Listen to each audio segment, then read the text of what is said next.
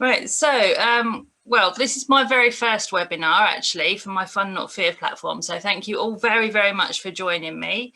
I do have a speech impediment, so if I have to stop and drink a sip of water every so often, then please just bear with me. I've also got the world's most rubbish internet tonight. I don't know if you're having the same, Joanne, at your end of Exning, but the internet has just been on and off all day. So if it does go off, please bear with me and I'll be back on again as soon as possible, okay? So don't go anywhere. All right. So this is a resource guarding webinar for pet dog guardians. It's not meant as a replacement for professional help and is not a behavioural consultation. If you've got a dog that is growling at you or barking or, displaying any sort of behaviour that we talk about, it's always best to call a professional so that they can come out and assess and make sure everything's safe. If your dog's at risk of injuring themselves or anyone else, you can arrange a one-to-one with me or another positive training professional. Do not use a trainer who uses aversive or punishing methods or copy things you see on TV. This can not only make things worse, but it can be very dangerous. Any sudden behaviour changes should always be accompanied by a vet visit. So if your dog has never really guarded anything and then suddenly they've started guarding things, then that could possibly mean that they're in pain or that they're not feeling very well. Sometimes dogs, they behave differently rather than showing that they're ill. So, if they're in pain, they might not limp, but they might be a bit more growly than usual, for instance. So any behaviour changes should always be accompanied by a vet visit. So this is me. This is all my badges and things. A nice little collection there. Debbie will recognise a few of those. I reckon Colin will recognise a few of those as well. Down the side, you've got the details from my trainer and behaviourist business and also my Fun Not Fear online school. The Dog Welfare Alliance is my non-profit.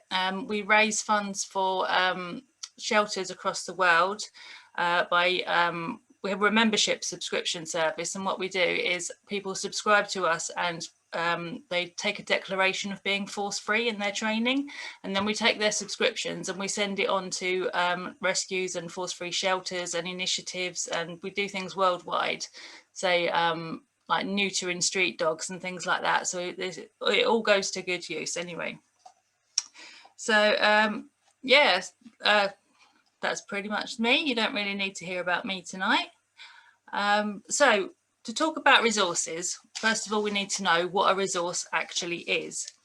So a resource is pretty much anything that the dog thinks is valuable.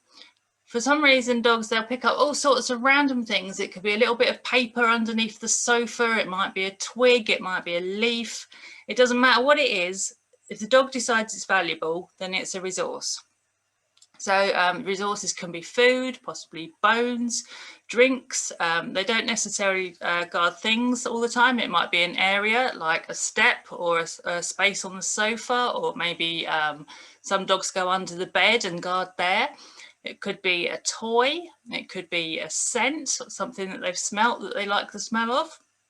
It could be that they guard a certain person. They might guard another animal. In the end, the dog decides what's valuable, and we don't always know why they've decided that thing is valuable, but they know themselves what it is, and we just have to go with it, basically.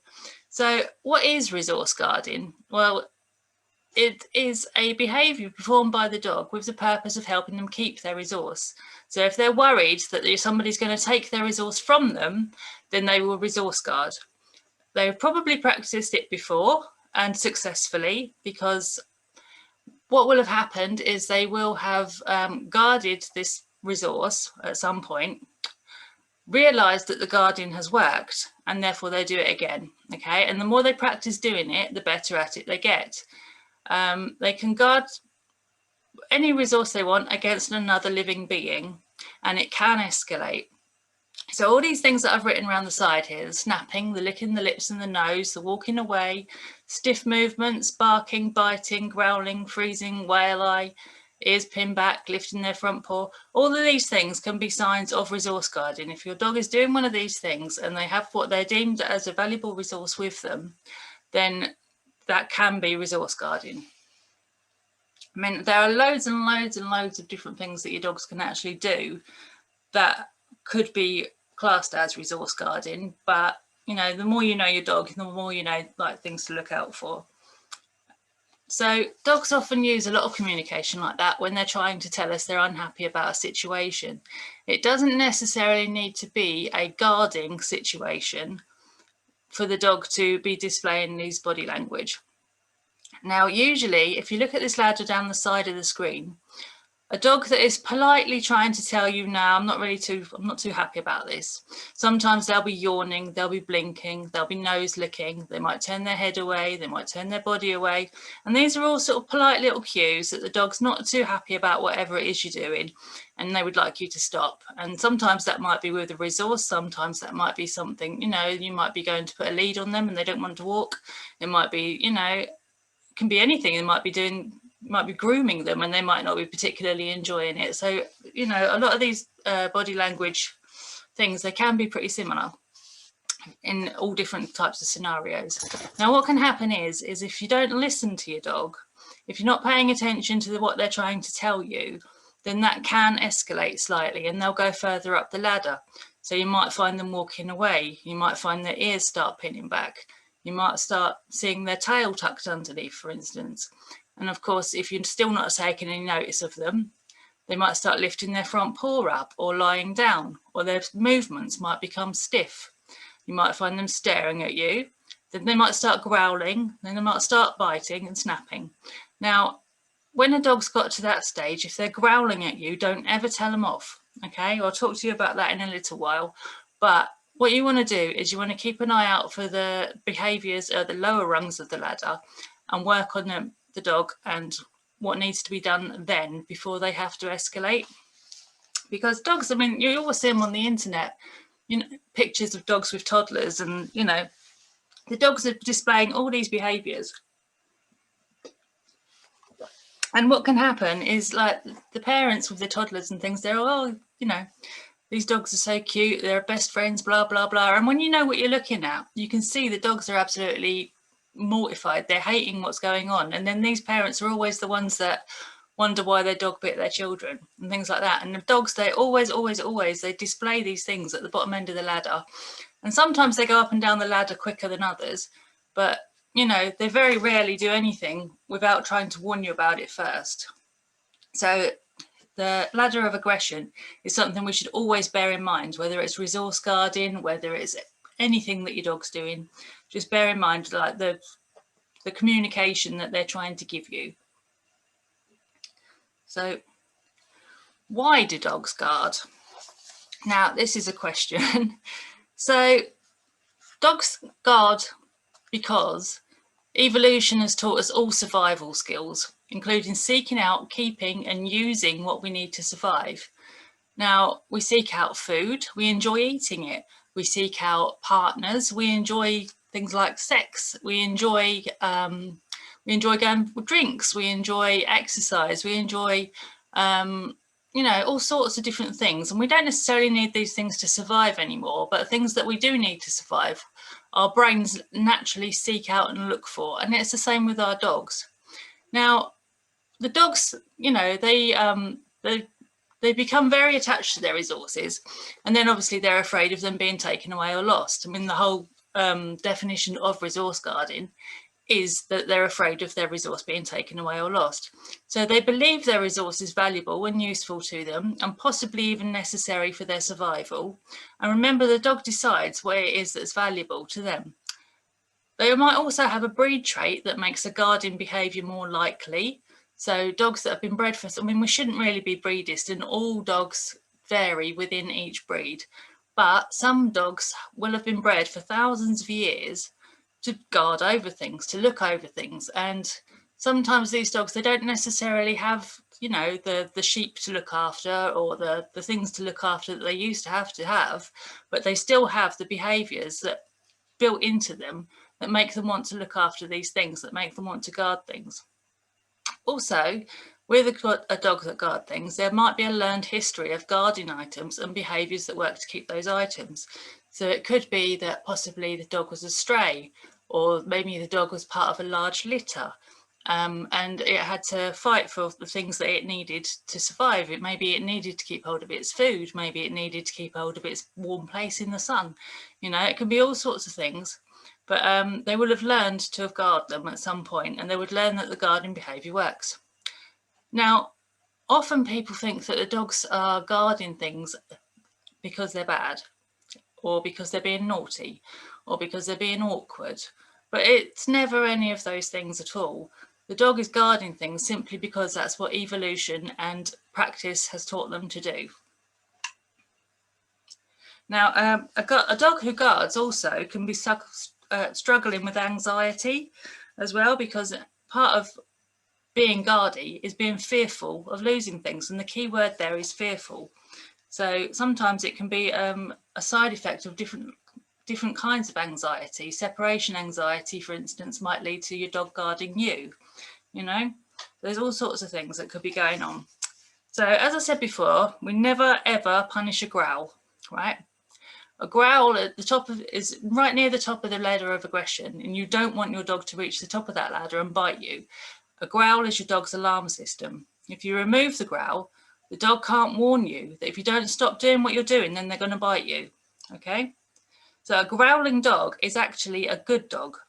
They don't want to bite you. If you tell them off for the growl and they can't growl, you know, you might be forcing them into a situation they're not happy with. So don't make them bite you. Respect the growl, right? If they are growling at you, stop what you're doing immediately. Carefully and very slowly back away.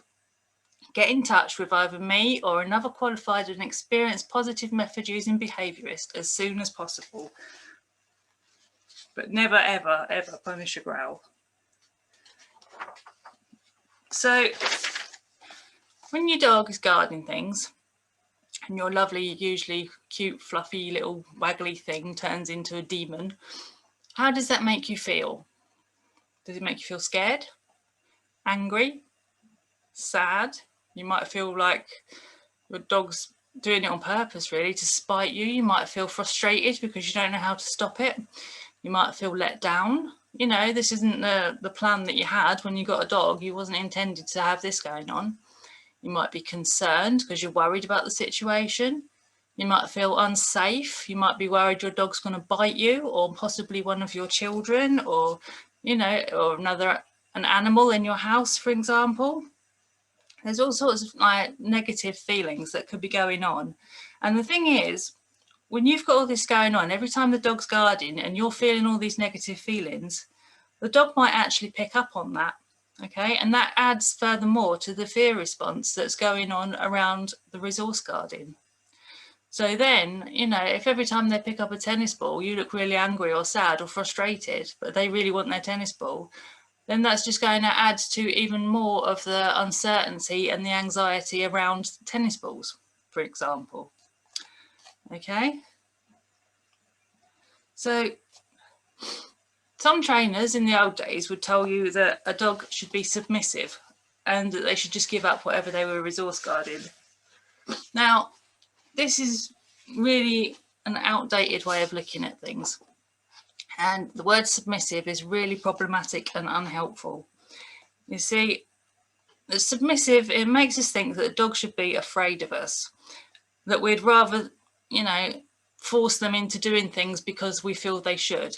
But that's not how it is at all, right? We want the dog to cooperate with us, and we don't want them to feel the need to be guarded in the first place.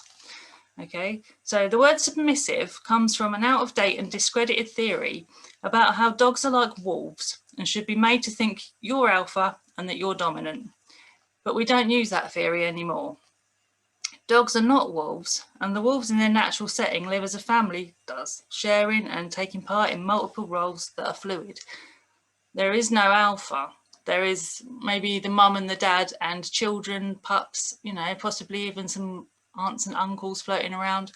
And between the wolves in their natural setting, they all take care of different jobs and they all do different things depending on the day. You know, some of them are feeling healthier than others on certain days. If there's not enough food, then they actually share with the younger, more vulnerable wolves. You know, they don't actually behave as an alpha and a beta wolf bullying all the ones underneath them and trying to be dominant. That is not what wolves do. So the studies on wolves were flawed because they were, well, the wolves that they studied, they were living captive and they were not related to each other. And there was a limited amount of resources. So naturally they would all fight over them. And the biggest wolves were the ones that they deemed the alpha because they were the ones that got all the resources. And of course, these wolves were all resource guarding. They had to do that to survive. But our dogs are not wolves and they don't need to resource guard to survive. And we've got so many better ways to teach them at our disposal that we don't need to bully them into submission anymore. So the word submissive is just, you know, if somebody says that your dog should submit to you, no, they really shouldn't, right? And if we start doing old-fashioned things like taking their food or putting their hand in the bowl, or, you know, because people like, they'll take their bones away on purpose just to show them that, you know, they can because they're supposedly the alpha of the family. And all that does is it just confirms to the dog that they're making the problem worse. You know, if the dog's worried you're going to come in and take their food and you put your hand in your food bowl, then of course the dog's going to worry about it, you know. So avoid any trainer that ever tells you your dog should be submissive. So the idea that we should be able to take their resources contributes to them feeling the need to hang on to them. So if they are worried that you're going to come and take their tennis ball and then you go and take the tennis ball, you've just proved them right, you know. And another way to look at it is dogs have the same emotional capability as a 2.5 to 3 year old child. And this has been proven with brain scans done by a man called Gregory Burns in Emory University.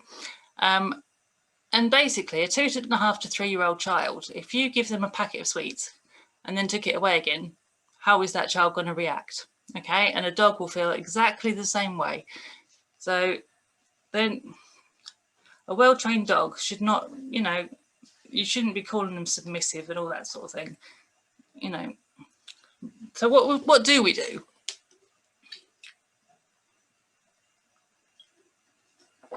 Well, first of all, we need to manage the situation for safety. So with all things, what we practice, we get good at. So if the dog's practicing guarding, they'll get good at guarding. So what we need to do is we need to limit the opportunity for them to practice guarding. So that means tidying away things that they might guard, like toys, balls, food, little bits of paper under the sofa, bits of chews, anything like that. Just put it away because if it's not there, they can't guard it. You install stair gates and maybe even use house leads or a basket muzzle if you're really particularly worried. Safety always comes first. So a lot of people don't like the idea of using muzzles or putting leads on their dog in the house or that kind of thing. But if it's a toss-up between your child getting bitten and your dog wearing a muzzle, then really the muzzle is the way to go. You can train dogs to wear muzzles and things without them thinking that it's some sort of punishment, without them feeling uncomfortable. You can actually train them to enjoy wearing them, believe it or not.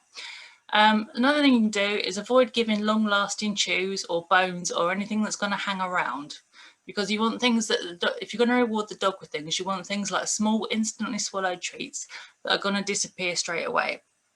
The reason being, you don't want bones and things under the, you know, hidden in places by the dog, and you don't even necessarily know they're there half the time, and the dog will, and they'll be guarding them, and then, you know, you might surprise yourself one day, walk past the sofa, the dog dives out and goes for you over something that was hidden under there months ago, you know, and so the best thing to do is just not to have them in the first place.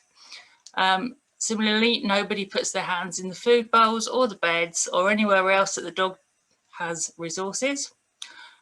You supervise all contact between children or vulnerable people with the dog.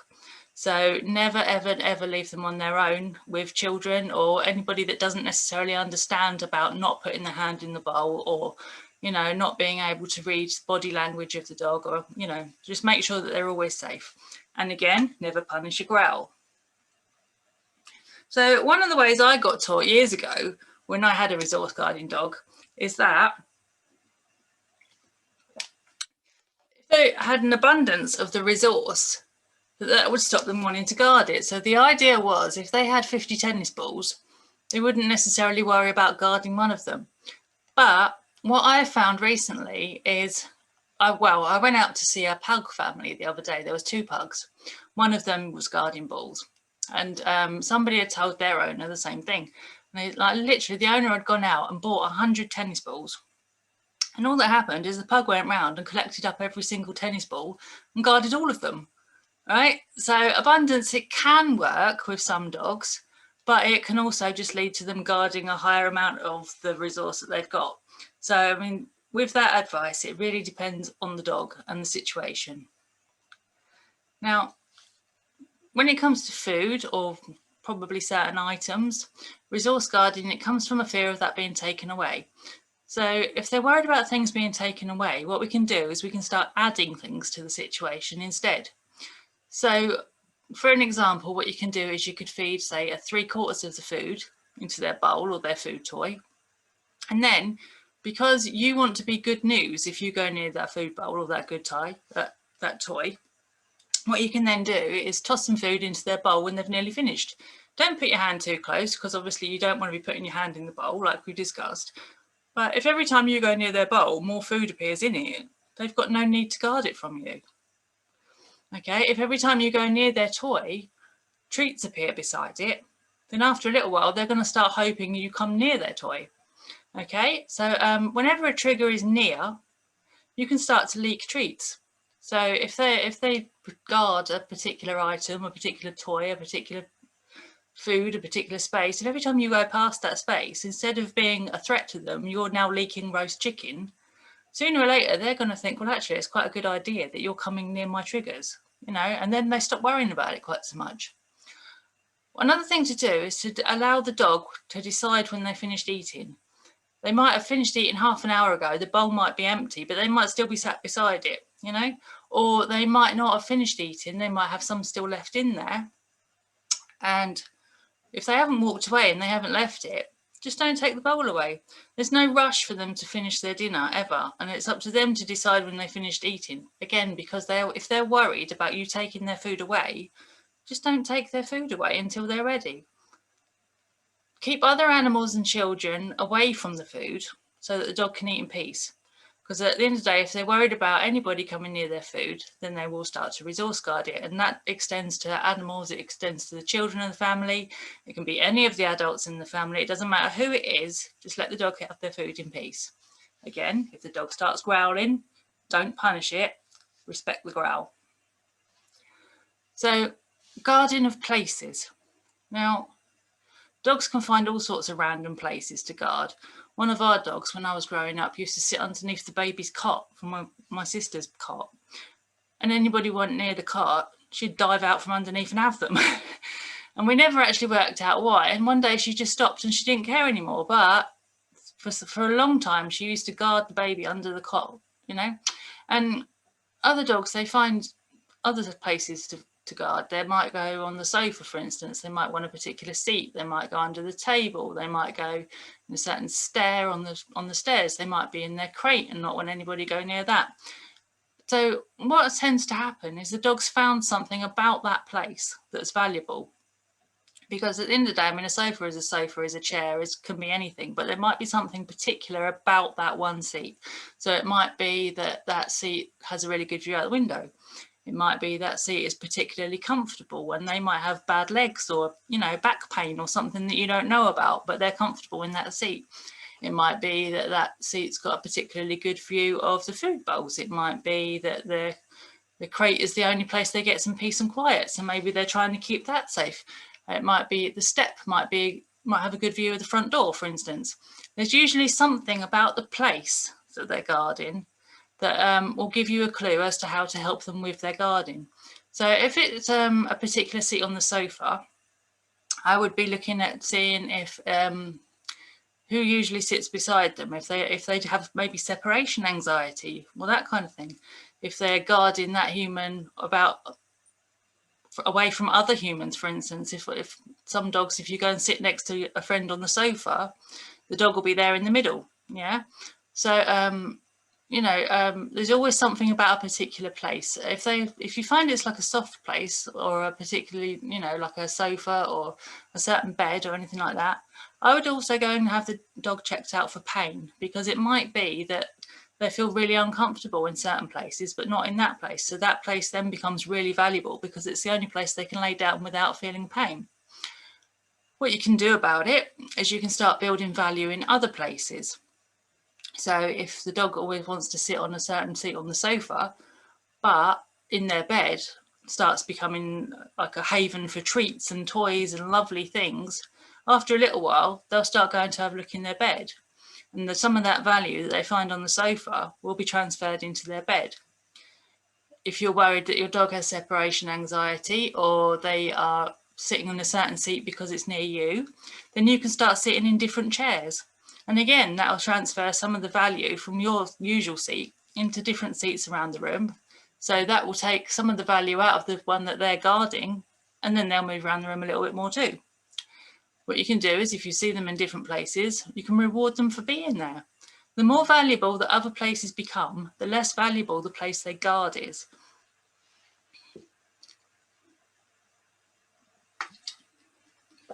Another thing to remember is, if a dog is guarding a place, the worst thing you can do is drag them away from that place. You know, they desperately want to stay there. So if you force them to come away from it, then you've confirmed all their fears. So what you should do is call the dog to you rather than moving them away from their place, and reward them heavily when they do come. Okay, so then it becomes their choice to get up and leave the spot. If they really won't do it, then we need to do some investigating, and you can get in touch with me and we'll work out why it is they won't leave that particular place. And again, never punish a growl. Okay, so dogs that guard people, well, just like with items and places, they guard a person because they've built up huge value in that person. And sometimes that can actually look like jealousy. Now, the jury's actually out as to whether or not dogs can feel jealousy. Some studies say they do, some studies say they don't, but they can certainly behave like they're jealous when it comes to their favourite person and other people or an animal. And they can behave like it. Whether they feel it like we do or not is besides the point. It's the behaviour that we're worried about. So if the dog is very, very guardy of you, for instance, what you can do is you can allow other people to do more things with the dog. So instead of you being the most valuable person in the world, spread that value around with other people. So if only one person is the source of all good things, the dog will feel the need to guard that person more strongly than if more people are involved. If you're the only person that does the walking, the feeding, the playing, the toilet cleaning, everything else that the dog enjoys, then you're the centre of that dog's world. But if you only do a couple of those things and other people are doing other things with them too, they spread the value between all those people, and then the dog won't necessarily feel the need to guard you as much. You can also play games that foster independence. So anything that allows the dog to come away from you and be rewarded while they're away from you, and preferably rewarding themselves, doing things like scatter feeding, chewing in kongs, going off sniffing, anything that fosters independence, that will help. When two people sit together or interact, both can reward the dog and turn it into good news. Now, what can happen sometimes, the dog, like that, if you're very lucky, the dog will just try and get in the middle. People that are very unlucky, the dog will fly across the room trying to break you up. So, and they can get quite nasty if they're guarding people. So what you can do is you can either call the dog away from you, perhaps. If someone's sitting on the sofa, you can call the dog away from them before you go and sit down. That person can feed the dog. That person can call the dog away from the other side of the room and they can feed the dog. They can come and sit down. But what you need to do is, whatever happens, it has to be good news for the dog if they're sitting together. So, and what you want is for the dog to actually want you to sit with other people, because every time that happens, they get rewards and treats. So if separation anxiety, or if you're worried about a dog that might possibly bite somebody or anything like that, again, always call in a professional. If you're out walking and you've got a dog that guards you, don't allow people to come and stroke them, because you never know if that dog's going to decide that today's the day that they need to guard you just that little bit extra and bite someone. Okay, as always, safety first. If you need to use a muzzle, use a muzzle. Okay, and again, never punish a growl. I keep saying it, but I'll say it till I'm blue in the face. So, guarding of or from other animals. Always supervise any interaction between other animals. Safety first, again, utilise management, use house leads if you need to. Remember to look at your dog's body language. What are they trying to communicate? So, I mean, a dog will try and communicate with us. They'll try and communicate with every other animal as well. And we are lucky because we can learn how to see what a dog is trying to tell us, whereas the cat might not, the birds might not, your rabbit might not, you know. But so it's down to you to keep an eye on your dog's body language so you can see what's going on so that you can remove your other animal or your dog if you need to. If the dog's guarding an animal, that animal is just pretty much like any other guarded item. There is a reason why the dog has singled out that animal to guard them. Sometimes getting to the bottom of that will help. Again, if you're not sure why it is they guard an animal or why it is that they've singled out that particular creature to guard, then you can always get in touch with me or another positive trainer and we can look into it properly and we can try and sort it out. Don't ever allow other animals around your dog's food bowls or anything like that. If you have an animal that's oncoming and they're worried about guarding their food bowls or they're worried about guarding their human or their toy or anything like that, just like you would with people, you need to make that trigger animal into good news for your guarding dog. So if every time the cat comes near the chair, the dog gets roast chicken, pretty soon he's going to hope the cat comes near the chair. Okay, now I actually had a session yesterday with 3 Jack Russells, and one of them was guarding.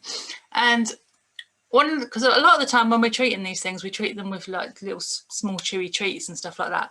But these Jack Russells, their dog parents actually own a treat company. And so they're not remotely interested in treats because they have so many treats all the time, they couldn't give them monkeys. But one of these Jack Russells, called Enzo, he was very, very guardy of tennis balls. And another little Jack Russell, Dino, every time he picked up a tennis ball, Enzo wanted it. The third Jack Russell, she just stayed out of the way. She was pretty sensible. She just let the boys do their manly things, arguing with each other, and just left them to get on with it. But Dino and Enzo, they're just at each other's throats all the time. Now, what we had to do with Enzo, because every time Dino picks up a ball, he wants it, is we had to turn Dino having a ball into good news for Enzo. So what we ended up doing is every time Dino picked up a ball, we threw one for Enzo and told him how good he was. So what had been happening for like years and years is every time Dino picked up a ball, Enzo went to try and get it off of him. They would have a fight, Enzo would get told off, and then Enzo had got more and more and more and more worried about Dino picking up balls. So we just turned it into good news. And within 2 hours of us just praising Enzo every time Dino went near a ball and throwing balls for Enzo, Enzo thought it was great that Dino was getting balls. You know, and it can really, really be that simple. But all you have to do is you have to find a way of turning it into good news for the dog that's doing the guarding. And as I say, it can be food, it can be all sorts of different things, but you need to call in a professional possibly just to work out which way you're going to go about it. So one of the things we do teach, and I think I actually might have trained this with you as well, Joanne, is we teach a switch game. So you start with 2 toys of equal value. You have 1 toy in each hand. One toy, you hold it behind your back and it goes dead. The other one, you animate and play with the dog. You make it as lively and fun as you can. So what will happen is your dog will start playing with the toy and you play, and then you allow the first toy to go dead while still keeping hold of it. That's very important. And then you animate the other side. Eventually, your dog will notice and they'll hop over to the other side and play with the second toy. Once he's invested in the second toy, you allow that to go dead, and then you switch back to playing with the first toy. And after a while, what you'll get is your dog will come hopping backwards and forwards between the 2 toys, and at that point, you can add in the cue switch while they go. And then you just play that on repeat. But then what you can do is you can play that with different items. So instead of playing with a toy, you might then swap them onto a tea towel.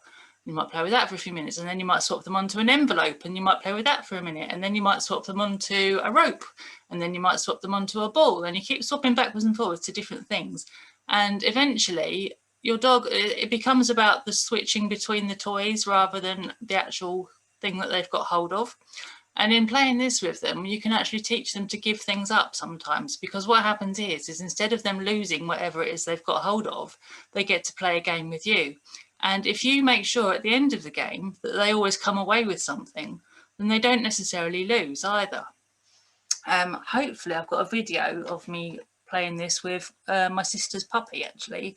Hopefully it'll work. But it's quite a simple thing to teach, but it's very effective. Can you hear that, Joanne? Can I have a thumbs up?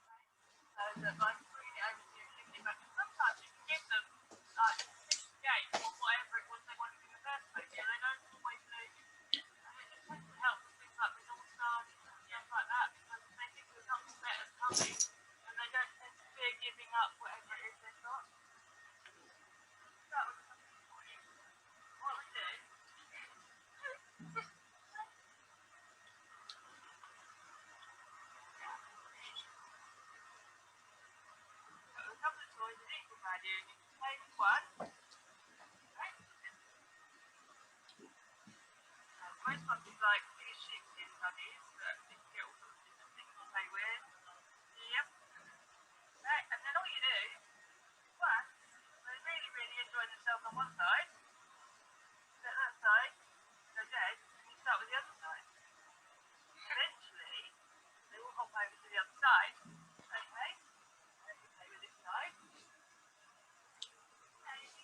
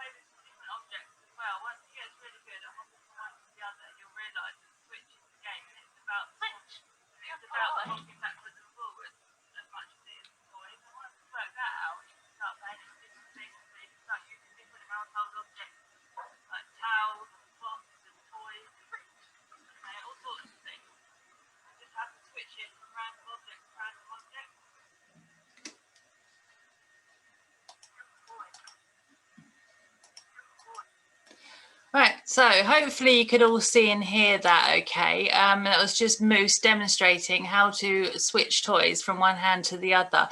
Now you notice when we were playing it, we always kept hold of both toys. Now the reason for that is because we don't want the dog to run off with one of the toys and then decide to guard it. Okay, so those toys, when you're playing with them, they're your toys. Okay, and when you finish with them, you put them away. All right, and also that helps to make those toys quite valuable to the dog to play with as well, because he only gets to play with them when you're playing with them. So as soon as you whip them out, you know, they're very, very happy to play with you.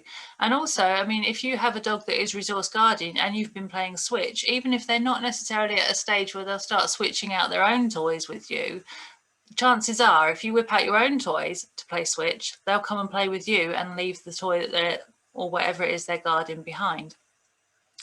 Now, what I said before about resource guarding being a fear of losing things. Now, fear being the operative word, and anxious dogs, you know, they're quite fearful. Calm dogs are not anxious dogs. Okay, so what we can do is you can encourage calmness in their everyday life, just to bring down some of those fearful levels of like the anxiety hormones and the cortisol and the adrenaline and all the rest of it that they get when they're resource guarding. You can bring those down. One of the things we do is we can ninja drop treats. Now, ninja dropping treats basically is waiting until they're asleep or they're doing something really calm and then trying to pop a treat beside their nose without waking them up. And even if they do wake up, it doesn't really matter, because you're rewarding them for laying there being asleep. And what you reward is what you'll get more of. So that's a really, really easy thing you can do. Enrichment. Now, this is one of my most favourite things in the whole world, is enrichment. See, with people, when we've had a rough day at work, or we've been particularly busy, or we've been, you know, doing something that's quite stressful, we tend to use our primary senses to relax. So that would be our eyes and our ears as a rule. So we might read a book, we might watch TV, we might listen to music. We do things with our primary senses, and that helps us to relax. So dogs, they have the same thing, but with their noses.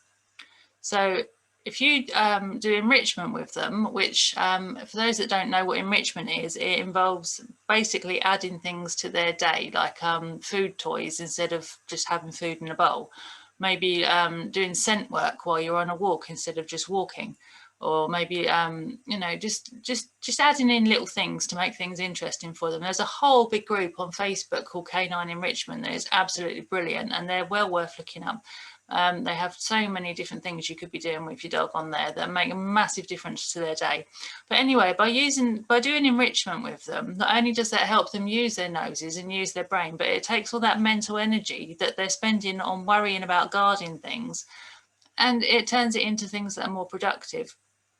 So, you know, it's really, really good for their mental health, just to allow them. And enrichment can be simple things like scatter feeding, or using, say, cardboard tubes out of the toilet rolls. If you stuff those with treats and stick them around the garden for them to find. There's food puzzle toys, there's snuffle mats. You know, one of my favourite ones is a ball with holes in it, and we put the treats inside the ball, and the dog has to push the ball around in order to get the treats back out. And you know, these things, they don't only just wear them out mentally, they wear them out physically as well, and this all stops them worrying about things. Adequate exercise. So if a dog has got too much energy, they're too aroused, they're jumping around all over the place, and they're full of adrenaline because they're guarding whatever it is they're guarding, you know, it's not a very good combination. So if you make sure they have adequate exercise, not too much because you don't want to be making them sore, but you know, enough just to make sure that they are getting enough exercise for the day. It doesn't necessarily need to be a walk, because not all dogs are actually suited to walking, believe it or not, but all dogs do need to get physical and mental exercise every day. If there's any reason why your dog can't go for walks, if you're worried about pain, then obviously see a vet. If they're worried about bumping into other dogs, or you know, they're not very good with, say, cars or that sort of thing, then obviously call out somebody that will help you, like a behaviourist. Things like pet remedy. and similar items can be very helpful. Now, natural remedies, they're very hit and miss, I find. Some of them are absolutely brilliant with some dogs, and then others, they don't make the slightest bit of difference. And then you might find the same natural remedy works brilliantly with one dog, but not with another dog. You might find that one dog does great with one natural remedy, but not another one. You know, they're all very sort of mix and match, and you can pop around the pet shops and just see which different things might help your dog. Vet medicine for very, very anxious dogs can be is a thing. Obviously, you'd need to speak to a vet if you were that worried that your dog needed things like that. But sometimes dogs, they do need that little bit of extra help just to be able to learn. Because, you know, if you're in a constant state of anxiety, you're in a, which guardy dogs are, you know, then you're not able to learn that everything's all right. So sometimes, you know, a vet trip is the order of the day. T-touch, which is a whole system of touches and teaching your dog to move in certain ways. There's a lot you can look up online about it. So T-touch and massage, they're very relaxing for the dog, and they're a great bonding exercise. Again, if you can get your dog to relax, then they're not pumping all those hormones and chemicals around their body, so they're less likely to be guardy. And, you know, allowing your dog adequate sleep as well. See, overtired dogs are like overtired toddlers. They're demanding and they're unable to think clearly. They have tantrums, and they, you know, their arousal levels are all over the place. And, you know, dogs should really be getting around 16 to 18 hours a day minimum, because they don't sleep like we do. They don't have the intense sleep overnight that we do. They sleep in bits and bobs through the day. But because they don't have that intense sleep, they don't have that quality of sleep that we do. They need to have more of the sleep in order to get enough. So allowing them adequate sleep, not pestering them when they're trying to sleep, and encouraging dogs that don't sleep enough to actually go to sleep might just be enough to help you tip that balance with the guarding. So with confidence, fearful dogs are not confident dogs, so you need to build on confidence. So in order to do that, you want lots and lots of little wins. So if you imagine a kid goes into school, for instance, and we'll say about a kid because dogs have the same sort of emotional levels as a 2.5 to 3-year-old kid. So a kid goes into school and they get given a test to do. Now, if the test is really easy and the kid knows all the answers, they'll come out of school feeling that little bit more confident, okay? So that's because they've had lots and lots of little wins, and they knew the stuff that they were going over, and it made them feel good, okay? So, and it's the same with the dog. If they've, you know, we all sort of teach them down, sit down, stay, and all the rest of it. And for the most part, our dogs know these things.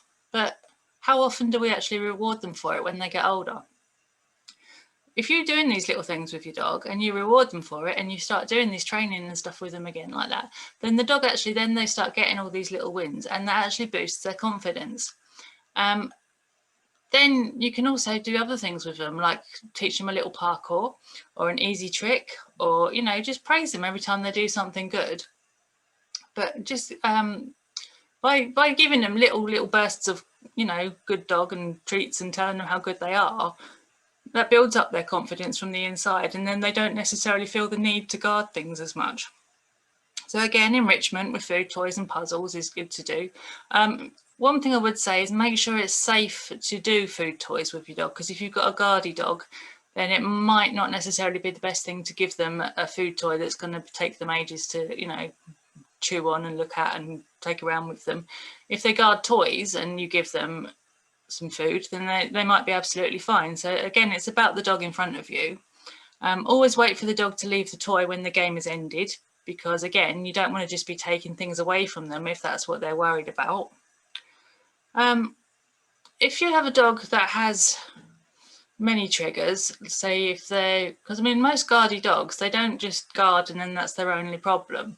They often have troubles with anxiety. They have troubles with bumping into other dogs when they're on walks or things like that, you know.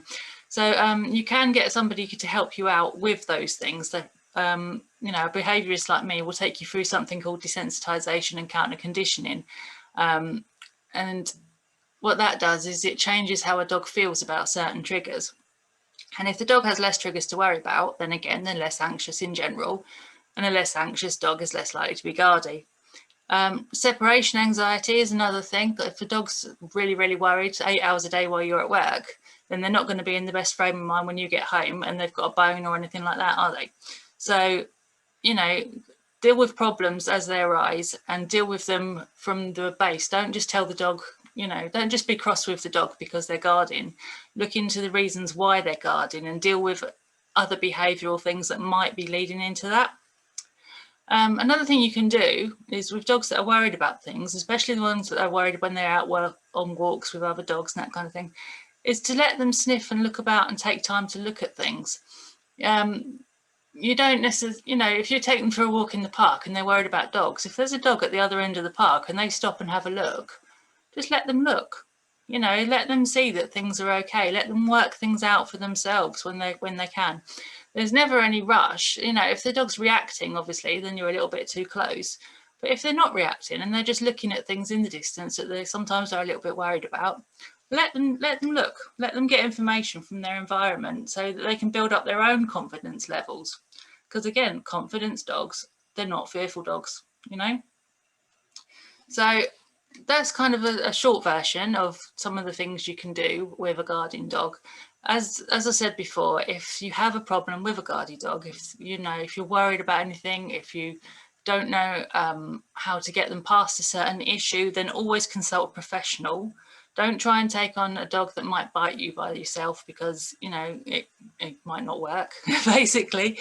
But obviously, you know, people like me, or I can always put you in touch with people that are near to you as well. We can always get to the bottom of whatever is going on with your dog and try to help them with it. And the more we do that, the less likely they are to guard things. Now, I've put up an advert on here for my Fun Not Fear Club. Now, Fun Not Fear is for people who have anxiety. And you might have noticed from me speaking, I have terrible anxiety, but I have to get on with it anyway. And I know that many, many dog owners also have anxiety. And some of them are a lot worse than me, and it cripples them. You know, they can't get to the vets, they can't get to the pet shop, they can't do certain things. And so I set up the Fun Not Fear Club so that they can get in touch with groomers and vets and things through me, or through channels that they feel comfortable approaching people in. And we do like a lot of training and online stuff through the Fun Not Fear Club, especially for people with anxiety. So that's just one thing that I've been trying to get people to know about. And yeah, pretty much I think I'm coming towards the end of the presentation now, so thank you for being here. There are different ways you can get hold of me. I have 3 different websites at the bottom there, but the best one to get hold of me on would be www.locksdogs.co.uk. I'm always happy to chat to anybody on Facebook if you have any problems with guarding or any other problems at all. And yeah, I'm going to come out of the screen share now, hopefully, if this works. And well, I'm just going to have a quick look through the chat just to see if there's any questions, or if anybody has got any questions, you can unmute. And other than that, I think this is probably going to turn itself off in a minute, because it's coming through my school platform rather than my usual Zoom account. So if you do have any questions and I miss anything, or if it goes off, then just get hold of me, you know, all the different ways that you can. And, you know, I'm here. Okay, so I'm just going to quickly scroll through your chat now. Joanne, you said you missed a little bit of what was said. I did, but I sort of knew what you were saying, so it was okay. Okay, yeah. Did the sound cut out, or was it okay? Yes, that was just the sound, but that's all right. And I'm desperately now trying to lure my dog to come and say hello to you. Come here. Oh, bless her. Oh, bye, Debbie. Oh, thank you, Colin. I always feel like I'm rambling a little bit, but I'm, you know, sometimes I sound better than I think I do, and sometimes I really don't. But I'm glad you enjoyed it, Colin. Look. Oh, Karen, you're welcome. Oh, hello, Sassy. Sassy, this flower. Say hello. Oh, well, it's lovely to see you. All right. Right, you. I'm going to let this go because, like I say, it's going to run out of Zoom minutes in a minute. But anybody that's got any questions or anything like that, then please don't hesitate to get hold of me. Okay. All right. Thanks, Freya. That was great. Thank you. Brilliant. Thanks. Bye. Bye.